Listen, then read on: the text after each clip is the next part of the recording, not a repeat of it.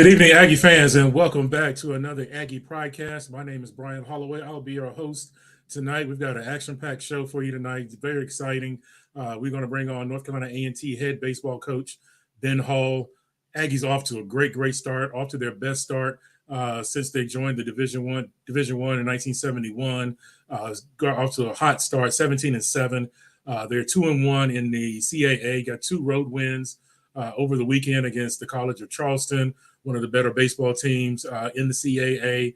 And this weekend, they're going to welcome in UNC Wilmington, another outstanding team in the conference, one of the better conferences in college baseball. But the Aggies are off to an outstanding start. And then we're going to bring in Tawana Tweet Cook, a name from the past, one of the all-time greats in North Carolina A&T women's basketball. She's the second all-time leading scorer, the all-time leading assist person for North Carolina A&T. And her team actually won 2 games in WNIT in 2010. So we're going to kind of get her memories and kind of get her excitement about what the current team is doing and the fact that they could go on to the Elite Eight in the WNIT.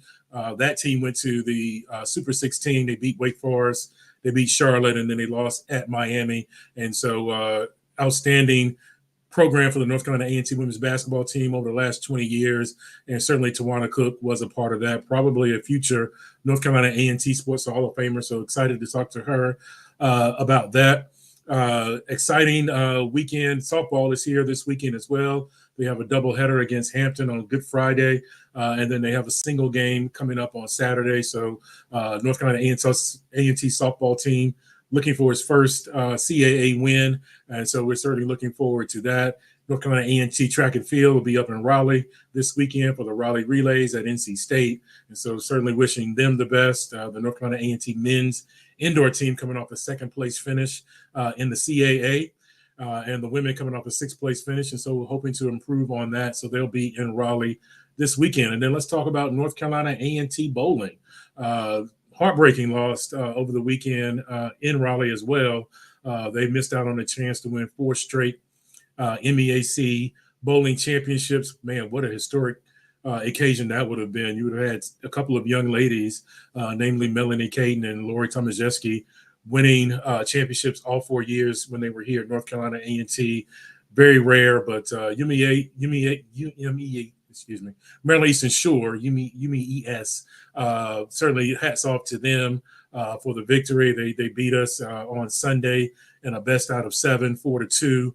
So the UMES is going to the NCAAs, and so is North Carolina A&T. A&T, the 4th overall seed in the NCAA tournament, coming up April 4th through 6th. They made it out to the Arlington region, and so they will play the winner of Alabama State and Belmont Abbey on April 5th in Arlington, Texas. And certainly they were out there earlier this season at the ITRC training facility in Arlington, Texas. And so they'll return out there trying to bring home a national championship with the NCAAs, and also trying to bring home a national championship with the International Team Championship. So they have an opportunity to win 2 national championships. So we are certainly hoping that will be the case for the North Carolina A&T bowling team. Again, they will face the winner of Alabama State and Belmont Abbey. Louisiana Tech, Arkansas State, also in that region. 2 very tough teams, 2 teams that A&T is used to playing in the NCAA tournament. Arkansas State went to the championship final a year ago before losing to the eventual champion Vanderbilt. So 18 teams will vie for a national championship out in Arlington, Texas. And like I said, A&T, the number 4 overall seed behind Jacksonville State, behind Youngstown State and Arkansas State. So certainly going to be an exciting time. I think I said Louisiana Tech and Sam Houston is out in that region with North Carolina A&T, not Arkansas State, but Sam Houston State is out in that region. Arkansas State is the number 2 overall seed. So certainly going to be a fun time for the North Carolina A&T bowling team. And then we have the spring game, football game, coming up on April 13th at 1 p.m. And so certainly excited about that. But let's talk a little baseball with North Carolina A&T head coach Ben Hall. His team takes on UNC Wilmington this weekend, and on Saturday we'll be celebrating the 50th anniversary of the 1974 MEAC Conference Championship team. Also is the 2nd annual baseball reunion. Had a lot of fun out there last year.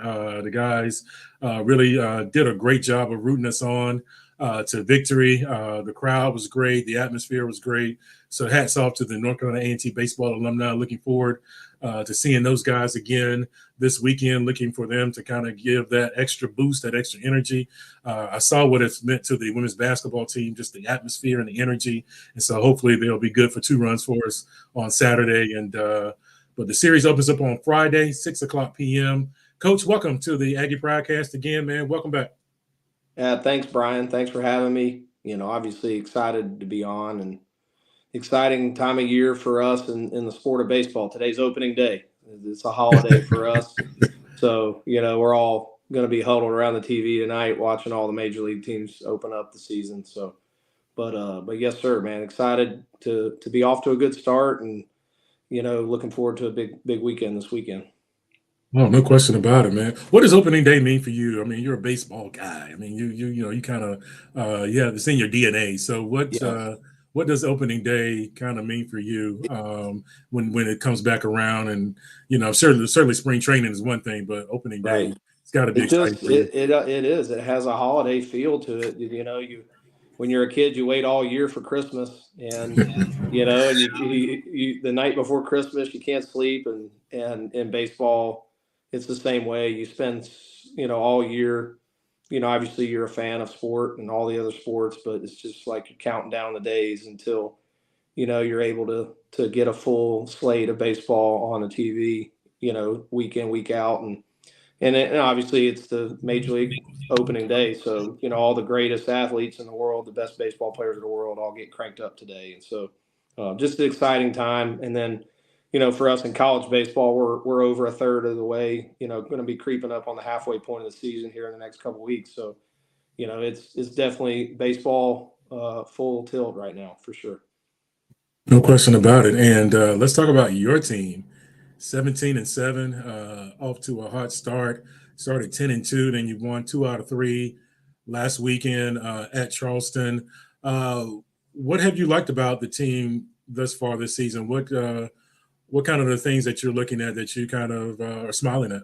Yeah, well, for one, they've just been a joy to coach, and it really started this fall. We're looking at the roster. You've got an older team, and in every program in the country that has older players, you have different challenges that come with that, and not every team gets it right. When you have veteran players, but I think we started to realize midway through the fall, doing some of the things we were doing, and the buy-in that we were getting from older guys who've been around a long time, that, man, we got a chance to be okay if the ball bounces our way, the guys stay healthy, and they keep buying in at the level that they were at the time. And you go through your fall period, and you're instilling the fundamentals every year the same way you do.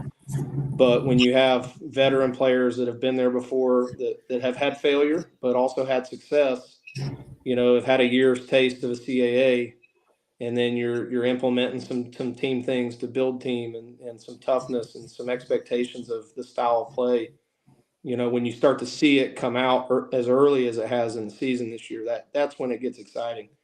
There's a lot of seasons where you're spending the first month and a half trying to figure out who your team is, and what they're going to do and what they can rely on. And I feel like this team, did a really good job, kind of buying into what we felt like we were going to have to do, and really going out and making it happen early, and really giving us a chance to start to see like what our route is to win baseball games, right away. And I think that's been really fun to be a part of.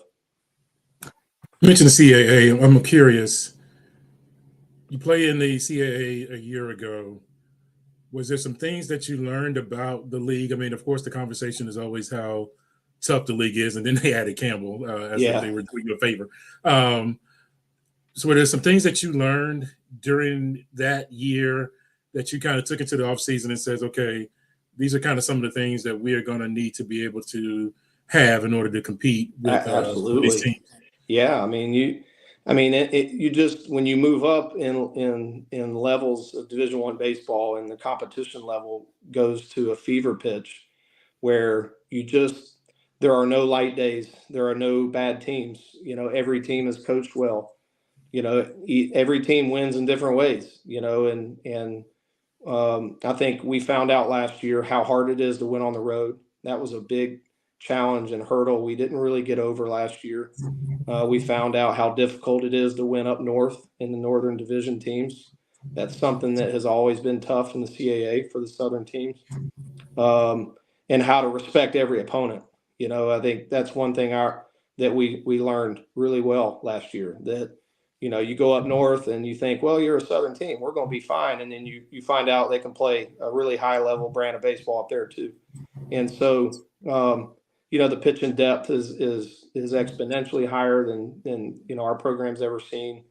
But I do think we did things well last year. We were very competitive for the most part, and I think our guys got a good understanding, and you heard it from them in the off season going into this year. You meet with the players, you have your end of the fall meetings, like, all right, how you feel about it? And almost all of them are coming in saying, last year it's like we walked into the ballpark, we're like, all right, can we play with these guys? And then they would get about midway through the series and they're like, yeah, we can do this, but you're a game and a half in already. And I think they knew with what we had back and what we brought in, and the depth and the offensive ability that we've had in our lineup, with the experience, got guys that have been there before, that they're kind of, that talk is like, now we know what to expect. Like, we're good. We know what we need to do. We just got to be consistent and keep growing and being in a growth mindset every week. And then for us, a big challenge, and we did it this fall, is we need to go learn how to play on the road. And so, when I met with Mr. Hilton, I said, we need to travel this fall.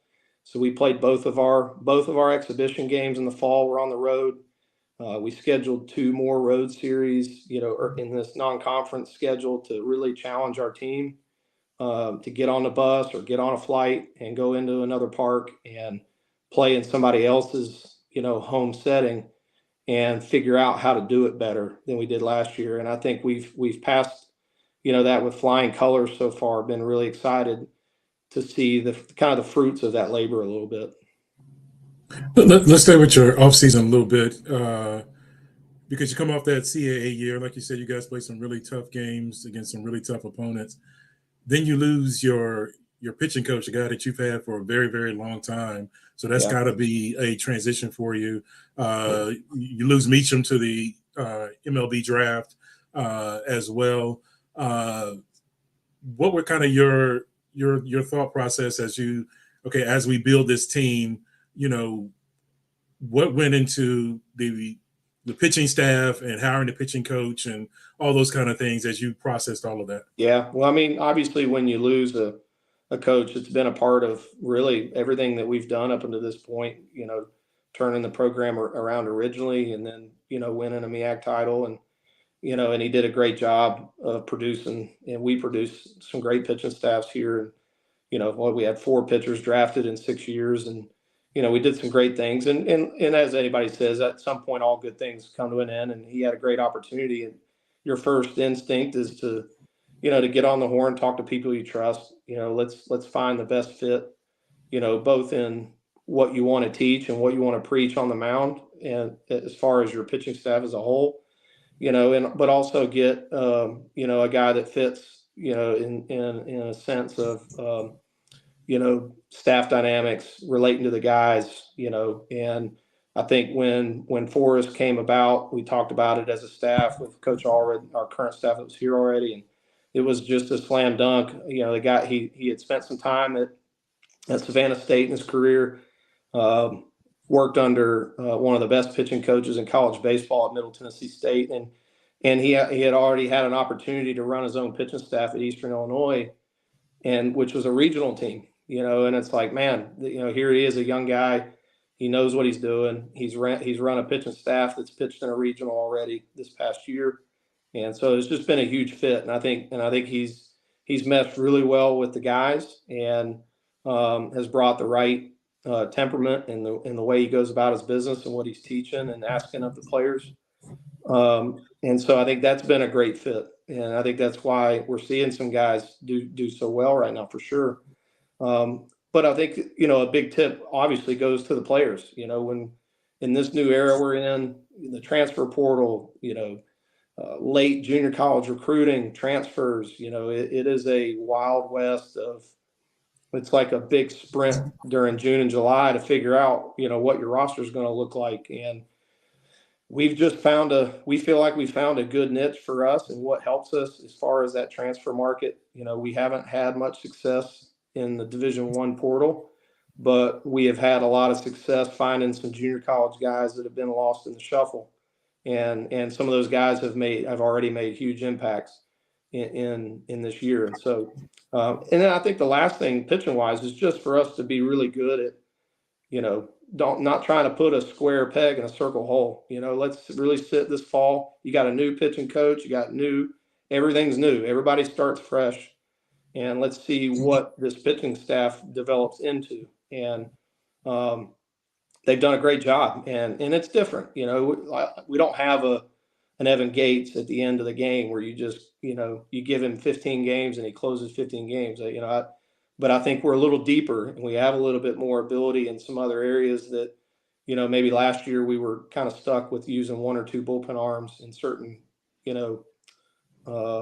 opportunities. And right now it's, I'm able to sit in there with Coach Arnold during the game and maybe it's important we use Angel Ortiz in the sixth, or maybe we move a guy and use him later in the game. It's just about, putting the guys in the best position for them to be successful for what they bring to the table, and then continue to motivate them to grow and get better, week in and week out. All right, give some shout outs here. Warren Mitchell, big baseball guy, played baseball back in the 80s for North Carolina A&T. Warren, we need you at the baseball games to do your boo thing that you do at the basketball games. But big Warren Mitchell, shout out to him. Lonnie Shaw, another big baseball fan from North Carolina A&T. Loved the walk-off. I don't think it was Robert Morris. I think it was George Mason. Different name, George instead of Robert. But still a big-time blast by Michael Logan. That was fun to watch. Kermit Jimerson, looking forward to the William and Mary series in Williamsburg, Virginia. Looks like he's going to check you out up there, Coach. And then Amos, loving the War Boys. That's the name just catching on Flow Sports. So we call it the War Boys, man. But certainly thank you for listening, Amos, man. Hopefully you can catch us this weekend, Friday, 6 p.m. start against UNC Wilmington, Saturday, 2 p.m. start, and then 1 p.m. start on Sunday. You talk about the transfer portal a little bit. And throughout college athletics, I think the prevailing notion is that you have to be experienced. Like the days of kind of taking a young team and trying to work with those guys are kind of over, and you really need to be older. Is that the case in baseball? I don't want to make an assumption. Is that the case in baseball? Because I look at Nagishi, I look at Logan, you look at Brown. These are all old Coley, Kilpatrick. These are all older guys that have been around for a while. Yeah, I mean, it definitely. I mean, it obviously is hitting every sport a little bit different, but yes, college baseball is older than it's ever been and more experienced. And I think, ever more important is for you to do it the right way in your program, and we are benefiting from, our best players being loyal to our program. We didn't have any of our best players go in the portal this summer, and they stayed. Wow. And they stayed loyal to what we're doing, and I respect them for it, and they're getting the benefit of it, of, the positive side of not getting caught up in, looking for the grass is greener, because, you play well enough.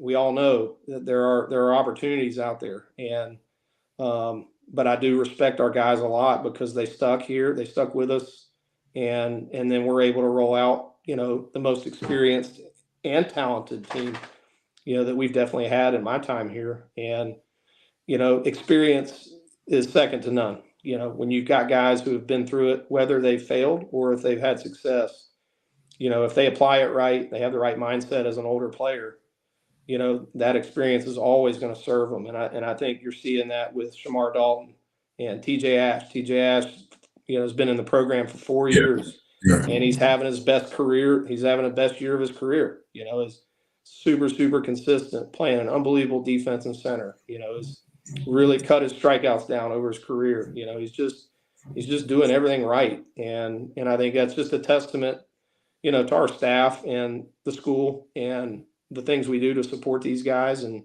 make sure that we coach it the right way, where, they're comfortable and they feel like they can succeed here. But when they don't do well, we're not setting an environment where, it's, baseball can be hard and it can become miserable if you make it miserable. And I think we've hit the right nerve here in the program where the guys know we're going to give them our best as a coaching staff. And I think that they're definitely seeing the benefits of their own commitment to the program too right now. Hey, A&T Aggie Nation's in the building for A&T baseball, man. Ulysses, what's going on, man? Very excited about the start for North Carolina A&T. That's very good to see. Let me tell you, if you guys get a chance, he mentioned TJ Ash, go out to War Memorial Stadium and watch him patrol center field. It's incredible. I mean, it's incredible. To see him run down some of those balls. The guy is absolutely incredible center fielder. It's a joy to watch, man. Go stay an inning, 2 innings, just watch him patrol center field. I was telling a couple of our freshmen the other day, I mean, just, he wasn't much different than you his freshman year, but you tack on 3 years of experience. He's played in really 3 different leagues, and he's the best version of himself in college baseball now, and ultimately that's what you want. You get juniors and seniors, you want them to be juniors and seniors, and you need them to play like that. And, fortunate for us, our guys have really bought in and are playing the best baseball, of their careers right now. We had Coach Ross on a couple of weeks ago, and he used the term re-recruiting, and you mentioned you were able to keep your guys here. What's the key? Because I feel like that's almost what coaches have to do now, is also just kind of keep their guys back in the fold. Does the school sell itself? What keeps guys in the fold? Yeah. Because it's certainly helped you guys to bring all those guys back. What keeps them in the fold? Well, you don't want to get into a back patting session. I mean, I don't know that we're better than anybody else. I mean, we just try to create an environment where we work hard, we set high expectations, but yet we don't create an environment where a player would want something somewhere else. I don't know. It's hard to say, because, in this world, you could look up in 2 years and it could be the opposite, and you don't keep all your best players. I don't know. I just know that, and maybe as a product of this group, they're all loyal people to start. And I think that they could have tested those waters and probably found other things, but they didn't. And I think a lot of it just has to do with, and every player is different, right? Every player is, it's all an individual decision. But I think for us, it just boiled down to, how we create the environment we create at the field every day. And they felt like, and I think our guys continue to feel like, it's the best environment for them to be their best, and it would be too much risk to try something else. Right. And the great thing is, for us, it's proven to be a success, and if we weren't playing good baseball, if the guys that came back were not doing well, you might be looking at a different story. But I think it has set a good tone for our program going forward that, hey, my name's Kenyon Brown. I'm one of the best catchers in the country. I can come back and still accomplish all the things that some people out there think you got to leave to do it. He's doing it here, and he's going to accomplish great things. He's getting a ton of looks, got a chance to be a high draft again this year. And, he didn't have to go anywhere else to do it. He's just got to continue to grow and be his best player. Yeah, and you've had some guys that have gotten some great notoriety coming out of HBCU. You think about Cam Jackson, you think about Xavier Meacham. Some of these guys have been on big stages, and like you said, guys have been drafted out of this program. And so certainly, Kevin Freeman, I think about, and some of those guys in the past that have come out of this program. And so certainly it's a place where you can be seen and you can get a lot of great looks. And I think in baseball now, the way the draft is in professional baseball, you got to go and you got to put up the numbers. It just flat out, like it's so based on analytics now. The teams are all based, so much on stats and, models and different things like that look at statistics. And, if you're in the CAA, I think the CAA had 13 players drafted last year. The third baseman of William and Mary was a comp round or second rounder. So it's like, where else you need to be, right? If you want to get drafted, you want to get your best look, like play right here in the CAA and put up the right numbers, and you're going to get every opportunity. So Let's talk a little bit about the season. You guys have been great on the weekends at home. I mean, they're absolutely outstanding. And then we had a lot of fun at George Mason. They, with the walk-off home run and the comeback in the eighth inning. I mean, a lot of great things have turned well. And you guys went down to South Florida, played well down there. Let me ask you about Coley Kilpatrick. yeah, How important has his Friday starts been for you guys? And I kind of, he's kind of a favorite, so I'm gonna ask about him because he's one of my guys. But how important has his Fridays been, eating up some of those innings, kind of resetting your bullpen a little bit? Well, when you're going through and you're trying to figure out, all right, how do we build the rotation? Who do you pitch when?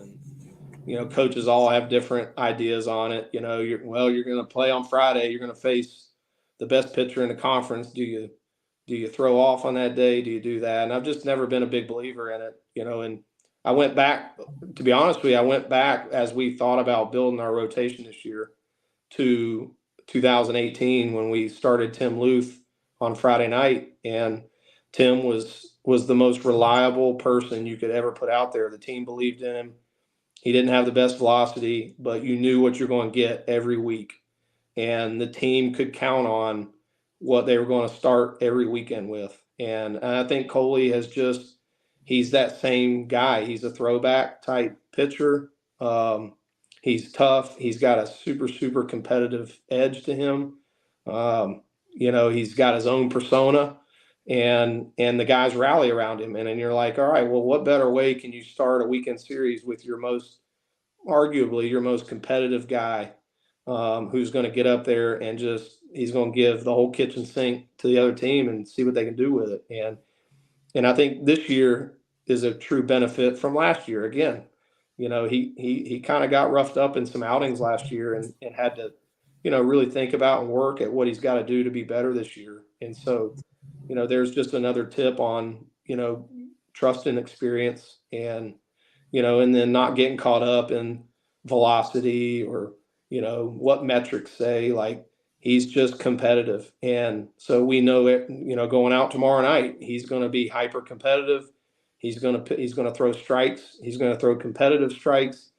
He's going to mix more than one pitch in the strike zone, and he's going to give us a great chance to win. And so the team rallies around that. They love him, and they obviously have his back. And I think that's why you've seen the performances we've gotten, this year from him, and we'll continue to get from him. Great young man. Great young man. No, Coley. Let me ask you about another guy who's setting the table for you like a maitre d', man. Shamar Dalton. 20 straight games.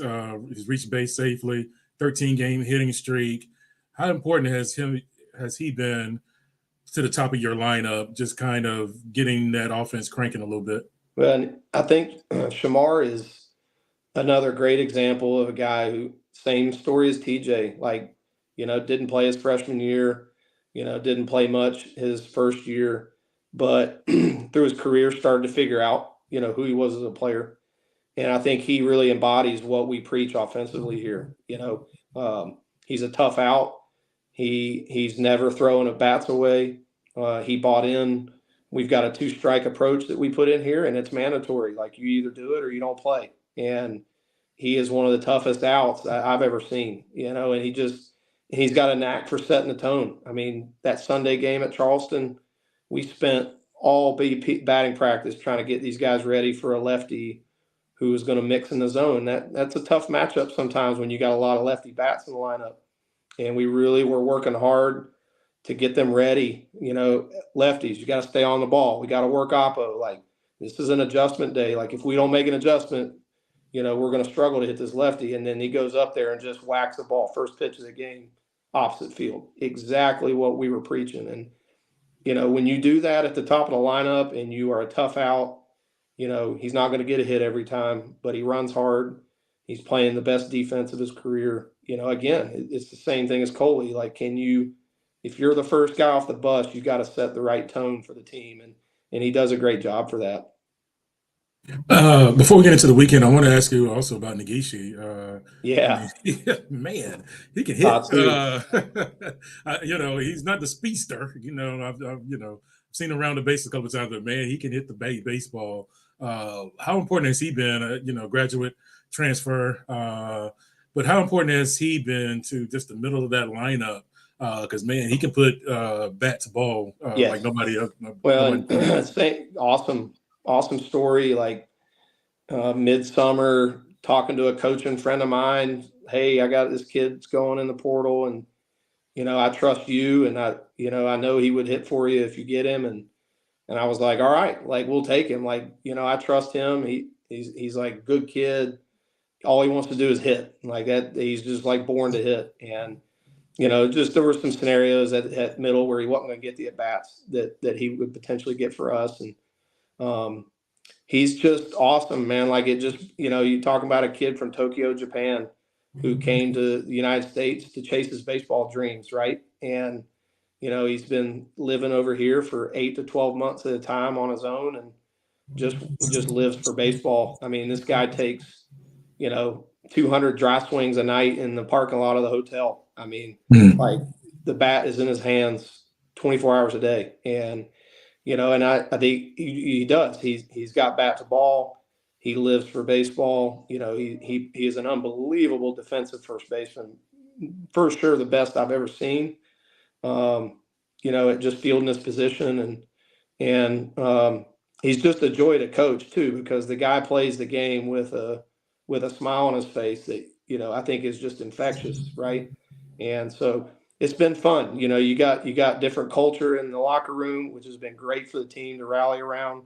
There are things that we learn about his culture and the things that he does in baseball, and it just adds to the experience of obviously watching him play well, but also to be around a different brand of baseball, right? He had a different baseball upbringing than any of our players currently had, and he's been a huge asset for sure, and he will continue to be.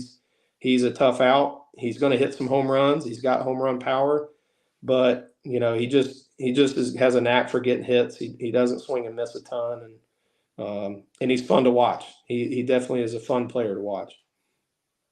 Talking to North Carolina A&T head baseball coach Ben Hall. Give a few more shout outs here. Hans, thank you for listening to us. Another War Boys reference from A.T. Roy. So that must be catching on. Shout Yeah. out to the War Boys, no question about it. Ray Lenny gives a go big Aggie. So thank you for watching.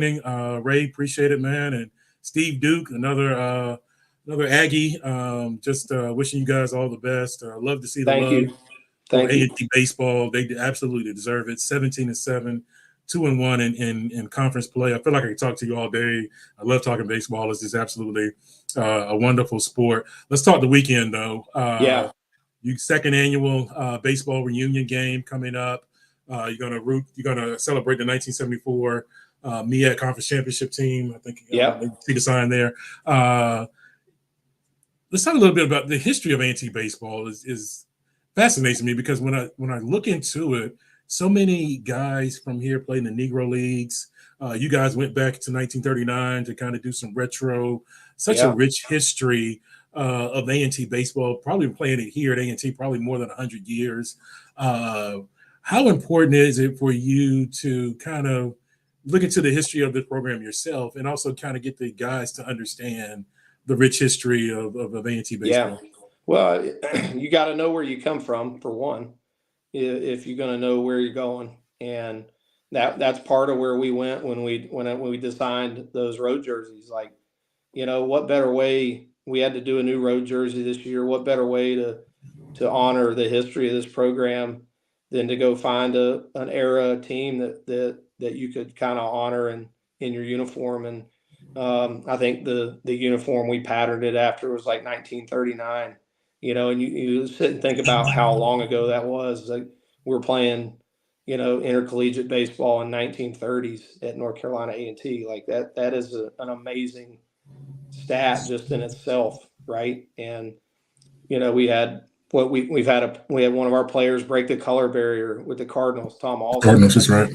some just amazing figures that have come through, this program, and we'll get to honor some of them this on Saturday. Al Holland Sr., and they'll talk about Mel Grooms and the years he coached here, right? So, I think baseball is America's pastime, right? And as important as all the other sports are, baseball people were very loyal to baseball, and so it's important because, again, like, as we grow, we obviously don't forget where we come from, but we also have been blessed with unbelievable opportunities that I remind our players every day.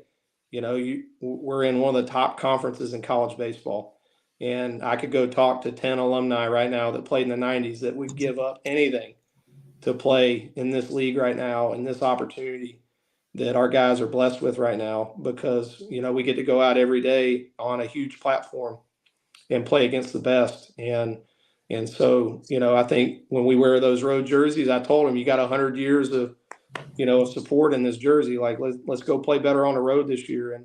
And I think it really resonated with the guys, and no better time to reflect on it and honor some guys than this weekend.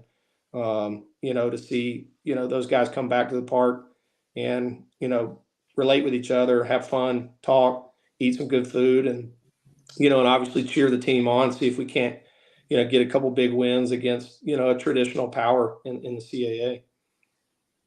Friday at 6, Saturday at 2, the guys will be here having some fun. You mentioned good food. It's Aggie land, man. There's always going to be good food when they fire up the grill, and everybody's always welcome and all that good stuff. And then Sunday at 1 o'clock, come out to the ballpark. These guys were great last year. The atmosphere during that reunion last year was absolutely great. I think it really had an effect on the game. Talk about the importance of these guys starting this up and making it an annual event. Talk about the importance of that for your program. Well, I mean, you want to get as many people in the park you can. I mean, I'll be the first to say, like, this team's good. They're worth coming to see. But you also want to continue to give your alumni an opportunity to come back and to connect with each other. And, Joe Hill was a big part of helping get that thing together last year, and has helping with this. And hopefully we can get, our first pitch banquet back up and running next year, but you just want to continue to create energy and excitement around the program, especially when you've got guys that are out there representing the right way. And that's the biggest thing I would say. Like, I can't tell you how many people have come up after watching our team play and like, man, I'm so impressed. You guys play the game the right way. It's like a throwback team. They will not quit. They hustle every ball out. They run hard. We take extra bases. We're playing a little bit of a throwback brand of baseball, and that's what's might be the most exciting thing for me, because I'm a baseball purist, and the game takes all kinds of turns, right? And they're focusing on all kinds of different things at different levels. But in the end, you got to run hard. You got to put the ball in play. You got to make routine plays. You got to pitch, throw strikes, and you've got to compete 27 outs, right? And I really do think that that's been a huge part of our success. We've got, they got 36 guys. We got a 9-man lineup that's going out there. And, even Tuesday night, I can tell you right now, as that game got away from us in the middle of the game, we got a little out of character. We didn't make plays and pitched a little loose in the middle of the game, but they did not enjoy pitching to our lineup. Our lineup's tough to pitch to, and they compete. And I think we had 5 or 6 at bats of 10 plus pitches of guys just fouling pitches off and finding a way on base. And that'll be a key for us this weekend. We get bases loaded. We got to cash them in. We can't leave runners out there. We got to finish those innings. But I think for me, it's a fun brand of baseball to watch. Yeah, somehow we had a rain delay with the bases loaded without rain, but yeah, Brian Holloway said that, not that a little bit. But certainly tough game up at UNC, but they played very well, and certainly got off to a great start up there. Shout out to Stephen Haylard. He played on that 93 team that I believe beat Carolina. Milton Stats, said we have a talented club, so thanks for listening, Milton. Love the outreach. Lauren Walker as well is also watching us here.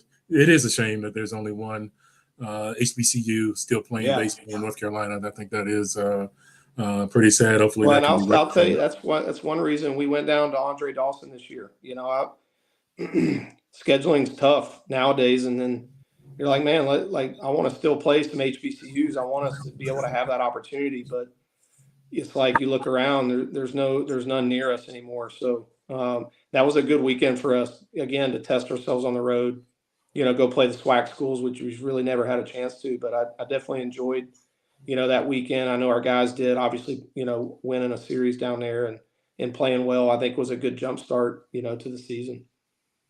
No question about it. Only loss was to Prairie View, I believe. Yep. Beat Southern, beat Grambling as well. So another great road weekend for North Carolina A&T, and certainly we'll be here. Before I let you go, Coach, give us a little bit of a preview of UNCW. I know they got a big time bat in their lineup. Kind of give us a little bit of what we can expect to see this weekend from the Seahawks. Yeah, a really well-built ball club. I mean, they're in the same boat. They got a lot of their best players back, right?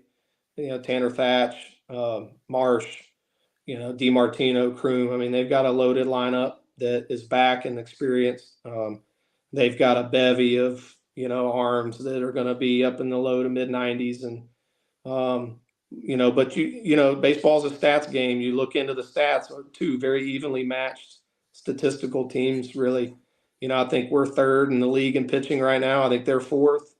I think we're right in the same place with each other, fielding percentage wise, and we're a little ahead of them offensively, but I think they've gotten a little slow start offensively, which they really kind of picked it up this past weekend at Elon. So it's a dangerous lineup. There's definitely some hitters in there that you got to make sure you don't let beat you. But again, it'd be the same message I tell the team every day. We're the only team in the park. It doesn't matter what goes on here other than the way we play. And if we go out and play our brand of baseball to the nth degree, then we're going to give ourselves the best chance to win. It really doesn't matter what's on the other side. And I think, I have to stay consistent with that and not let it get bigger or less than it is. But really it is. That's been the message every day. Let's beat them on the base paths. Let's beat them in our bunt game. Let's execute and let's fill the zone up on the mound and let's make routine plays. And then let's just go out there and out hustle people. And I think we'll be okay. And I think the same rules apply this weekend. If we do that, we'll be in great shape. No question. I like our lineup. I like Michael Logan and Nagishi and Kenyon Brown and Shamar Dalton. I mean, I'll take our guys any day, anytime. And so certainly that's going to be an exciting ball game. And we haven't mentioned Trey Williams. I mean, you guys are doing well. One of the bigger bats in your lineup, a guy who can hit 350, 375. That's one thing I would definitely say. That is one big proud thing that I'm happy about. We have done this. We've made it through this start with some injuries, and we've had some guys step up. Devin Rodriguez has played outstanding baseball here over the last 3 weeks and kind of thrust into duty. I mean, a good player, has been around, and one of your best hitters go out, and he's played an unbelievable second base and is actually, I think he's hitting over 300. I mean, he's done a great job, flipping that lineup over and being a competitive out.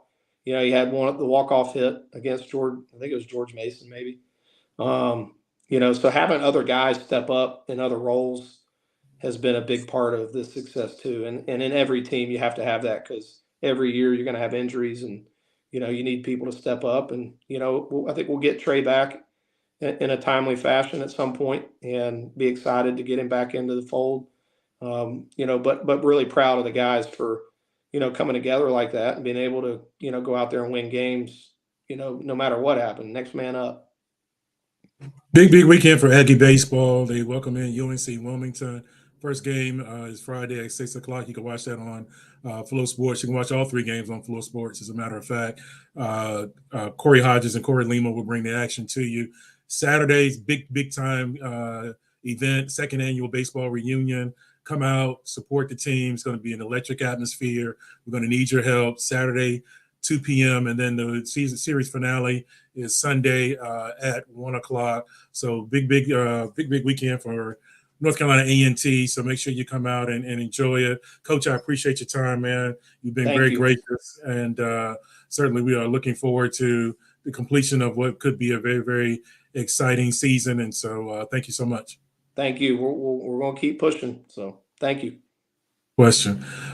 Coach Ben Hall, North Carolina A&T baseball, and I think we have with us Tawana Cook coming in. There she is. Yeah. Hey, Brian. What's going on? How you doing? Doing all right. How you doing? I'm blessed. Yeah, you can always trust an Aggie gonna come in with the right gear. You already know. Has a sweatshirt. She is ready. Aggie Pride. You already know. Already know. Tawana, how you doing? I'm good. Again, like I said, I'm blessed. Just enjoying life. I'm great. How are you? I'm doing great. Listen, you gotta, you're a proud alum, and your ladies are doing it, man. I mean, Yes. they are making it through the WNIT. Definitely wanted to have you on because you know what this is like. I mean, yes, you have an idea of what this is all about and the excitement. You guys kind of did your thing on the road. They've been able to do it here at home in front of the home crowd. Yes. A couple of great crowds that have shown up at North Carolina A&T. Yeah, no question. And Aggie Nation, if you're out there, you guys have done, a bang up job. It means a lot. And I talked to the ladies, some of the ladies, and it means the world to them that the folks have showed up. 4,000 against UNCG, another 3,300 against Old Dominion. And so the crowds have been electric. They've been great. The fans have just been like bananas. They always show up. The Aggies always show up. It don't matter on the road. We always show up. Always show up. But I feel like this has been a different kind of crowd. Like they've just kind of been energized. They changed it to Club Forward. See, when I was there, we was the Dog Pound. They changed it. Right. Yeah, no question about it. So I wanted to, take you back about 14 years. It's been hard to believe it's been 14 years. I know. I think about that. Yeah, like that's crazy. But you guys, your circumstance, you guys lost in the tournament like this team, but you guys were the number 1 seed. Yes. And I think it was South Carolina State that upset you in that first round. Yeah. First of all, talk about that moment a little bit, because I think these ladies didn't quite know if they were going to make it postseason, but you guys pretty much knew as the regular season champions that you were in, correct? Yes, we did. So we already had that, like, when you finish, back in the day in the MEAC, when you finish in your conference or you're the conference champ, if you do not make it or get the bid to the NCAA, you automatically get a WNIT bid.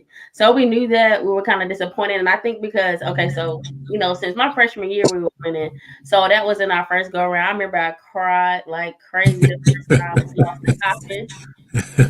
And I was like, what? And then we went to the WNIT, and so it's like I kind of already knew that. So my senior year, when we lost, it kind of gave us motivation because we knew we shouldn't have lost. So the biggest thing is, like, even though we knew that wasn't our goal, but we was like, okay, well, we still can make history, because that was our biggest thing, especially like with Mona, Nuki, Shantara, Lanice, even G, because G came in kind of young, Jaleesa Sams.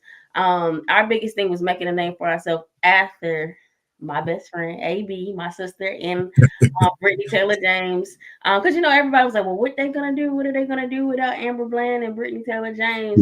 Yeah. That's why we wanted to come back strong our senior year. And we won the conference, and we really had high hopes. I think if we would have just got past that game, we definitely would have won another, MEAC tournament. But, things happen for a reason. God still blessed us, and we made history, make it to the Sweet 16. So that's kind of how that panned out. So you guys get Wake Forest, and it's a big name, no question about it. Everybody knows Wake Forest. And what was the mindset? The thing I remember the most about that game is that the goal was 9 feet. It measured out 9 feet 2 inches, right? Right. So we got 2 free throws to start the game. I think Amber Calvin hit 2 free throws, right, to start the game. So we were like up 2-0. I don't think they ever caught up with us after that or whatever. Nope. I think we had the lead the entire game. Am I?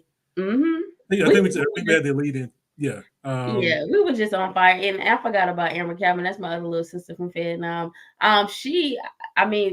it's because she wanted to come to A&T to play with me, and I think it kind of broke her heart. That it kind of we kind of just lost that momentum that we had at one point. Like we just automatically knew we were gonna win. We didn't have the big head, but we were just like, this is what we're destined to do. This is our goal. We got it. I mean, everything is in line. We have everything we need to win. So I think that motivated Amber too, because she went crazy in the tournament too as well.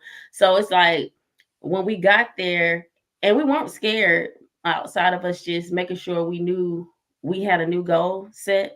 We wanted to kind of like let everybody know we weren't done. But we played, being in Greensboro, you have so many colleges.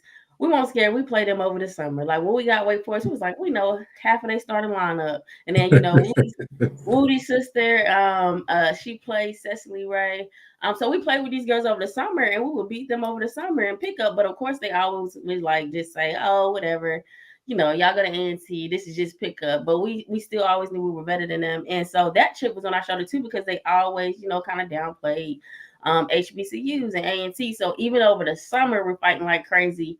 But definitely during the WNIT, even with Charlotte, because we know some girls from there. Like it's North Carolina is a basketball state, so we play whether that's AAU or over the summer when we travel or people come home and work with AAU teams. So it's like we had another thing to prove. Like we're just not A&T, we're ballers too. We can hang with the rest of them. So that helped us a lot. No question. We're talking with Tweet Cook, Tawana Cook. Certainly one of this is actually really fun for me because you get the chance to watch some really, really talented players, and you get to cover them over the years.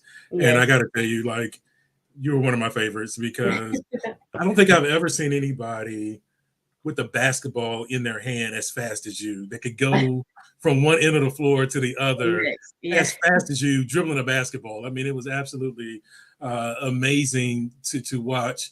Tell us a little bit about your journey to A&T and kind of what encouraged you to kind of come here because you had a great career. Second time, I think people know you kind of the all-time assist leader, but you're second all-time in scoring. I mean, you were the ultimate combo guard. I think you moved to the two when Amber came in.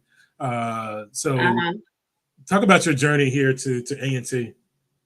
Well, I grew up in Fayetteville, North Carolina, and I started off in track. That's where that fastness came from. So track was my first love, but I fell in love with basketball as well, playing in the neighborhood, and then I got into AAU and things.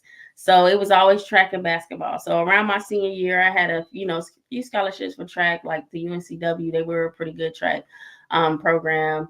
And then I had a few for basketball, but what got me to A&T was Coach Rob. He's from Fayetteville. He calls me hometown. That's my dog. He actually helped recruit me. I'm not gonna get into all the details because it may make some people mad, but I really I didn't know I was being recruited by A&T. I would just say that a lot of people, not my family was always supportive, but like a lot of my coaches, AAU or even high school coaches, will let me see the letters that I wanted to see sometimes, or let me know coaches that were interested in me. So I was actually at a rival basketball game, and Coach Rob came up to me and was like, "Tawana, tweet." I'm like, "Who is this tall man? Who is he?" But of course, he had on A&T stuff. He was like, "You ain't get my letters or nothing. You don't know I'm trying to recruit you." I was like, "No, sir, I did not know." And then he started telling me about A&T. He said, "Would you be interested in coming like for a visit?" And I was like, "Of course," like because I already knew, like that's why I was so close with the band. I had a lot of people in Fayetteville went to A&T with a band scholarship or to join the band. A couple of Golden Delights and a couple of band members. So I've heard of A&T because a lot of my friends were going in there and would hype it up. And I grew up around the band in Fayetteville because Fayetteville State, we will always have a homecoming. My dad is from Fayetteville. So my mom went there on a basketball scholarship. And that's kind of how they met. So we always would go to Fayetteville State homecoming. So I hung around. Like I just love music. But so I went on a visit, met Coach Bibbs and Coach Rob, and it just felt like home. Like regardless of whatever other college, I was like, no, this is where I want to go. And they were like, yeah, we're trying to turn the program around. We have some other recruits coming in with you. We have some transfers, which was Amber and Brittany Taylor James. And they told me I could start. It was like, you won't have to work for this position. It's already yours. As long as you keep it, and as long as you be the player that we know you can be. then the starting position is yours. So of course, if I went somewhere else, I would have to work for it or prove my worth. So I just love, like, when I got there, like how it felt like home and being around my people. And when I met the team, everybody had one goal. It was fun. And that's the biggest thing for me, like family and fun and just love. Like, you get so much love at A&T, and everybody shows so much love. So that's how I ended up at A&T. I dropped everything and said, I'm coming. And they sent me my letter of intent, like later on that week, and I signed it. And I had a couple people mad at me, but I always tell people to this day, that was the greatest decision I've ever made. I won 3 championships. Oh man, yeah. Made history, won one MEAC championship. Like, I wouldn't trade it for anything else. Without question. I mean, you are, when the story of women's basketball in North Carolina A&T is written, you can't write it without Tawana Cook. I mean, certainly you put your staple on this program, and certainly you guys were the first that kind of won those first 2 WNIT games. That was historic. HBCU women's program had not done that before, and you guys kind of put yourselves on the map. You mentioned Charlotte. Now these young ladies are going in. They play Troy tomorrow night, Friday, 7 p.m. They're saying wear gold, so wear gold. Okay. But wear gold tomorrow. But you guys go down to Miami. You got a flight, and you got a chance to knock off an ACC team. Take me through that game and kind of what it was like to try to. I think it was 84-77 was the final. Yes, I think we lost by like 5 or 7. And then Amber ended up, Amber Calvin, because I got to be clear with AB and Amber. Amber Calvin, she got an injury that game too, because we was kind of hanging with them. But so the mindset was still like we were on a mission. Everybody still had the same goal. It was a little bit different, I guess, because it traveled a little bit further. The game was there. It was a way bigger, like the Miami Stadium, I would say, was a little bit bigger, like for their school. But we still could hear our crowd, and we just, try to fight. We just fell short. But the mindset was just always there to still try to go in, not be intimidated. It was, ACC at that time, when you hear that, it was a little bit, Wake Forest, like I said, we knew them, but they were kind of like, at the bottom of it. Miami, at that time, they had like a couple of good point guards. They had kind of made some upsets in the ACC. So we were reminded about that, but we still tried to make sure we fought hard. But we got a couple of injuries, and then Mona got in foul trouble. So I think that kind of played a part, but we did what we could to make sure that we gave it and left it on the floor. And I mean, that's all we can, ask for. I wish it would have been a different outcome, because we just, we was just on the road getting so much praise, and just, it was a new experience too. Like, just to be able to travel, further and play different teams that we always wanted to play. Because, at A&T, sometimes it was hard to get the teams that you wanted to play. So that was my first time in Miami, so I enjoyed that. And of course, I knew a couple of people on the team. So it was just a great experience. It was a great experience.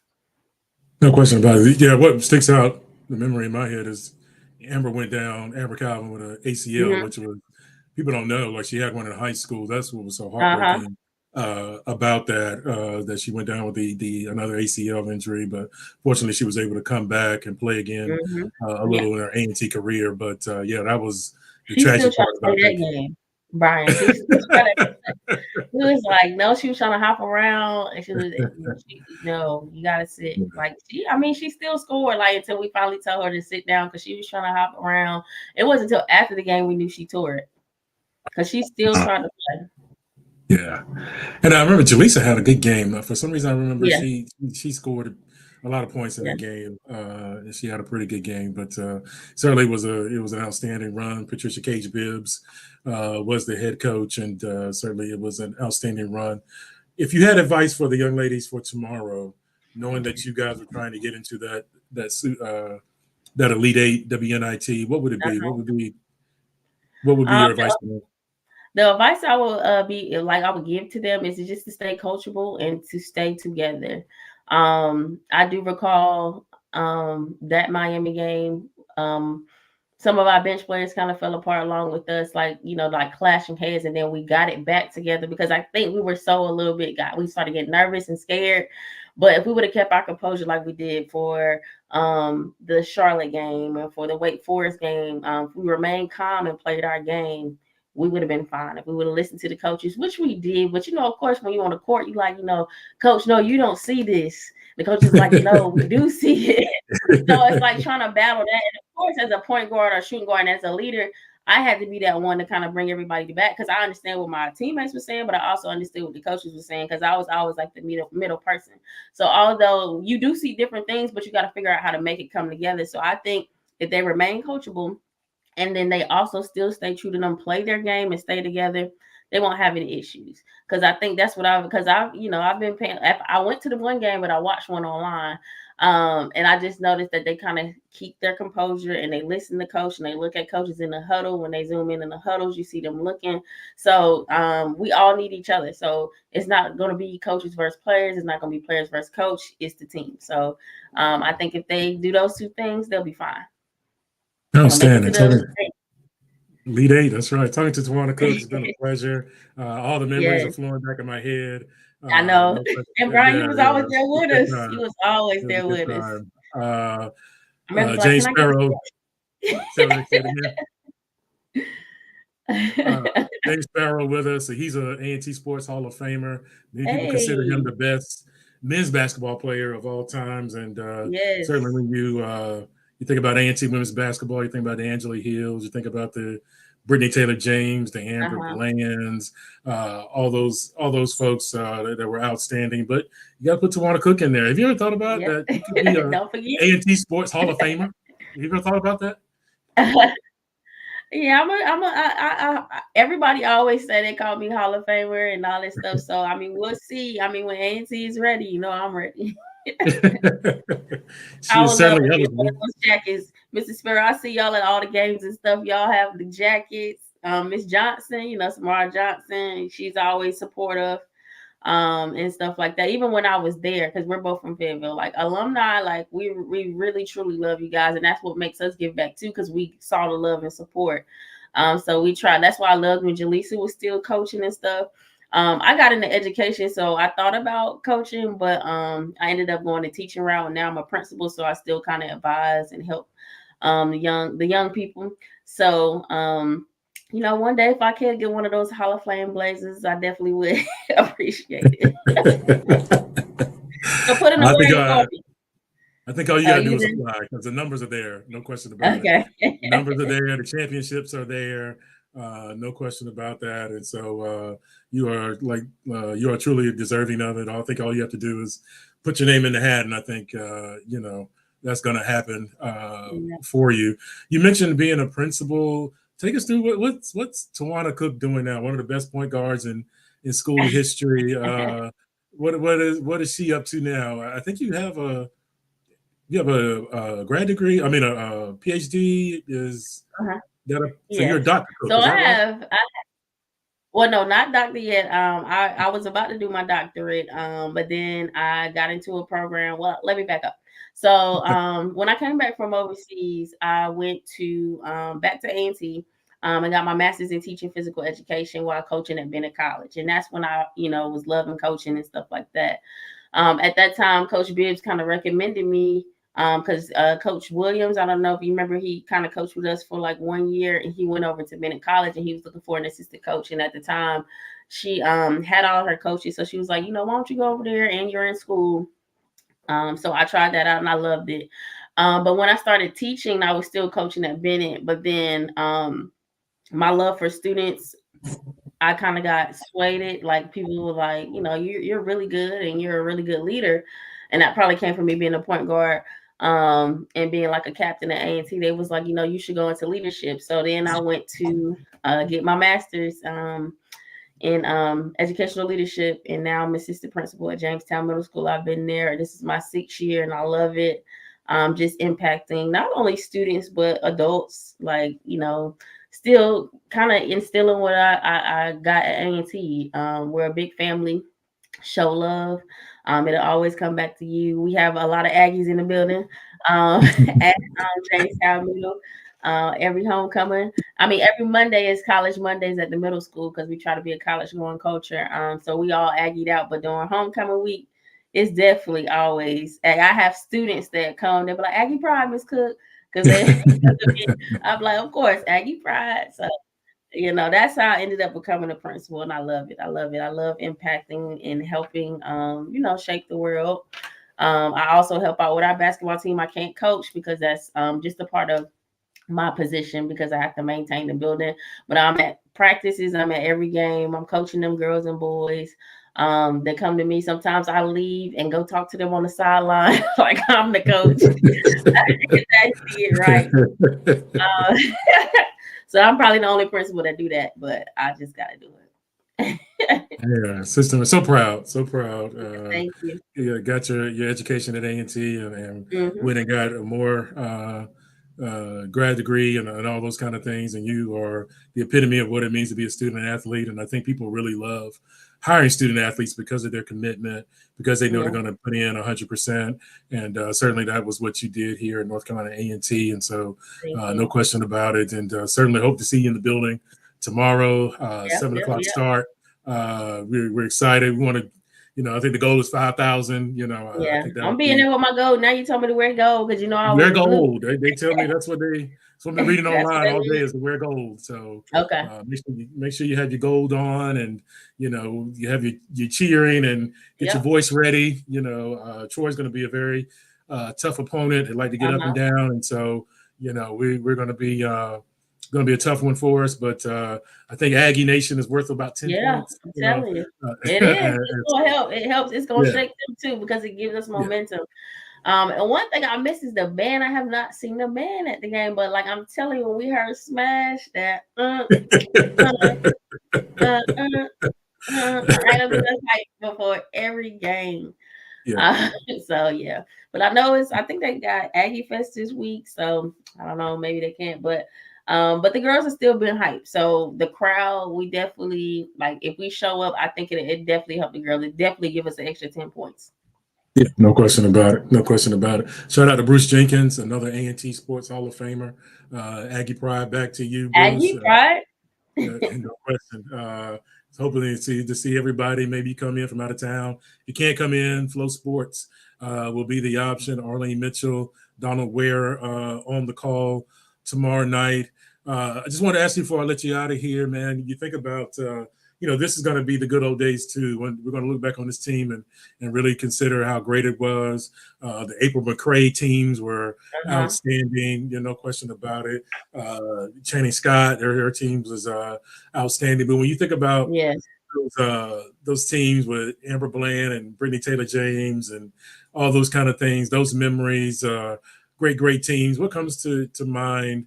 Lamona Small, I can't forget her. She was outstanding. Philly. As well. What kind of comes to your mind when you think about those things? Just family. Just family. A&T is really even alumni. It's alumni that I still talk to today. But when I think of team like those girls, it was just family and love. We all had one goal. We all had a mission. And I think it has helped us, we still got a group chat, even if we don't talk every day. If someone has a baby or if someone, has a major accomplishment, we just shoot it in the group chats, even if it's 2 months or a month later and we all celebrate yeah, that's cool. Or somebody gets married, we all get invited. But the first thing that comes to my mind is I would say blue and gold family. Those are my family for life. Even the people I still Brian. You see, when I came in, I smiled from ear to ear. It just brings you so much joy because it was a time to be alive. It was a great time. It was a great time. A great time. I think when I got there in 2006, from 2006 to 2010, I'm trying to tell you, it was a great time and everybody was family. You can go to Miss Wallace, she was instrumental in there, even the Darlene, I remember seeing them when they were seniors and then they still came back and that kind of helped me want to come back. You just don't want to leave that place. So it's it's family. Yeah, no question. I saw Tracy King up at the tournament. She played women's basketball here, and Tracy Hughes, I believe, is now. All these last names have changed over the years, but and she mentioned she was 32 years old. It's just, one, it makes you feel old, but two, it makes you feel proud to see them doing well. She has a child and a baby, and so it's just like, wow, these kids grow up. You see them mature. You see them go from young freshmen to mature young women, mature young men, and it's just a joy to watch. And it's just like you said, when I see you and I see when Amber came back for the Hall of Fame, Yeah. smile because right, it's family, it's absolute family. You were together for 4 years, and you got to know these young kids, and to see them grow into outstanding members of society. Man, what else more could you ask for? So, we thank y'all because y'all give us that, that hope. Like, y'all seen a lot in us that we even sometimes didn't see. So just you guys being around them and just motivating us and just showing us so much love and just letting us know that you can do this and looking up to us as a high standard. It really pushed us. So we thank y'all too, like the staff there, and just y'all are a big part of it too. So we appreciate y'all more than you know. Well, thank you so much. Tomorrow night. Tomorrow, Pat Corbett, Club Corbett. One of the greatest players in North Carolina A&T history. I think she's going to be in the building. We need about 4,999 more in the building. Right. All day long. We're excited about it. The tickets are selling fast. Get in quick. Troy is the opponent, 7 p.m. Friday. Wear your gold, all that good stuff. Be excited. Be amped. It's going to be a great atmosphere, and we'd love to see these young ladies. We love to see that Tawana and her group made it to the Super 16, and hopefully they can go even further. And that's what it's about. Just continuing to grow, continuing to get better. And we're all rooting for you guys tomorrow night. Aggie Nation, thank you for joining us again. Tweet, hope to see you down the road. So proud of you and what you've become. And we hope to see you next time on the Aggie Pridecast. Take care.